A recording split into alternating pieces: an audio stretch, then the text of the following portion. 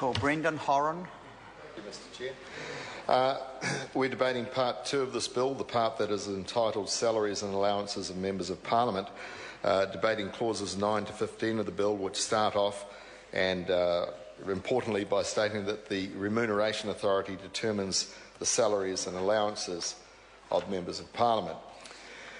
Mr. Chair, I have a supplementary order paper, number 368, which I'd like to address.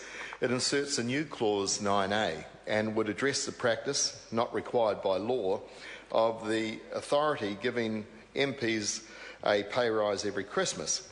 Now, it may be nice, but is it fair? Is it justified, sir?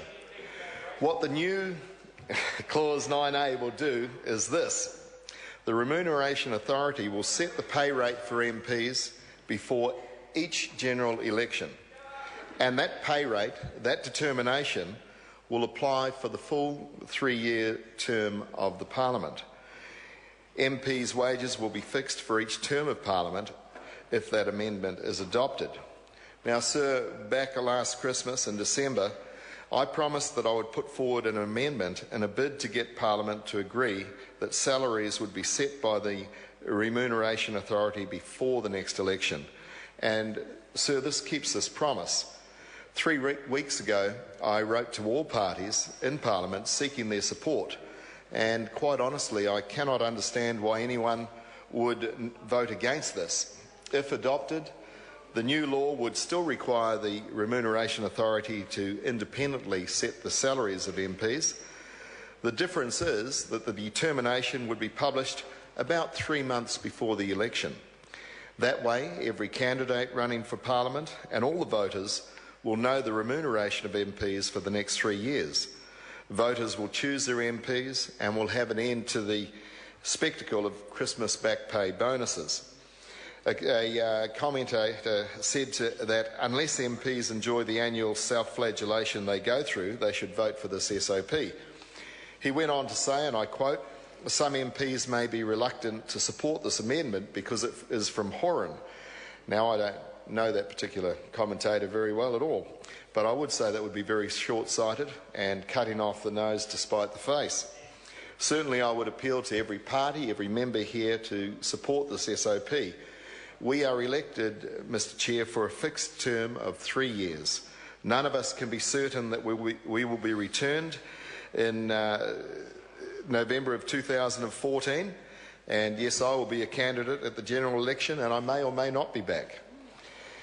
And I would say that to the Honourable David Bennett and the Honourable Mark Mitchell that they cannot take the green leather that they are sitting in over there, I should say they are seated in, for granted.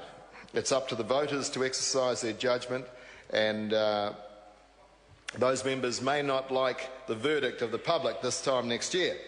But here we are, we're here on a fixed term contract, and it's appropriate that the voters and the candidates should know before the election what the pay is going to be. It's called openness and transparency. So last Christmas we had the shameful treatment of KiwiRail's safety maintenance crews, where they lost their jobs and were made redundant, and then we had the ridiculous situations where a train driver from Vero fell through rotting sleepers in a track. But, sir, being made redundant is not fair, and certainly not fair that workers are being made redundant at Christmas, and then hearing that MPs are getting a pay rise. It sticks in the craw. I found out last year, as we all did, and, sir, I'd hate to think that it would happen again. Thank you. Members, we come to the vote on part 2. First, we have the Minister's amendments as set out on SOP number 368. The question is that the Minister's amendments be agreed to. Those of that opinion will say aye. To the contrary, no. The ayes have it. We now have Brendan Horan's amendment as set out on SOP number 368. The question is that the amendment be agreed to. Those of that opinion will say aye. To the contrary, no. The noes have it. So a party vote's been called for. I'll ask the clerk to conduct a party vote.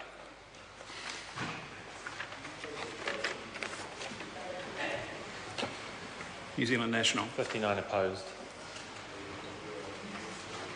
New Zealand Labour. 33 votes opposed. Green Party. 14 votes in favour.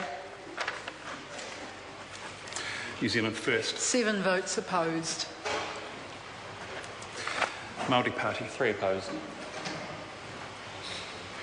Mana. Mana. One vote.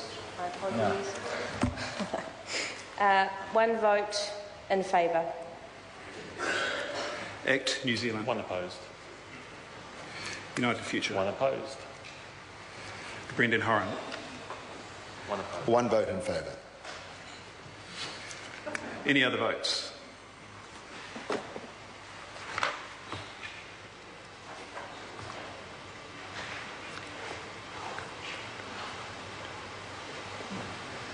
Members, the ayes are 15, the noes are 105. The amendment is not agreed to. The question is that Part 2 is amended. Stand part.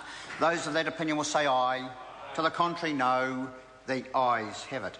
Members, we move to Part 3. This is debate on clauses 17 to 35. The question is at Part 3, stand part. The Honourable Christopher Finlayson. Mr Chairman.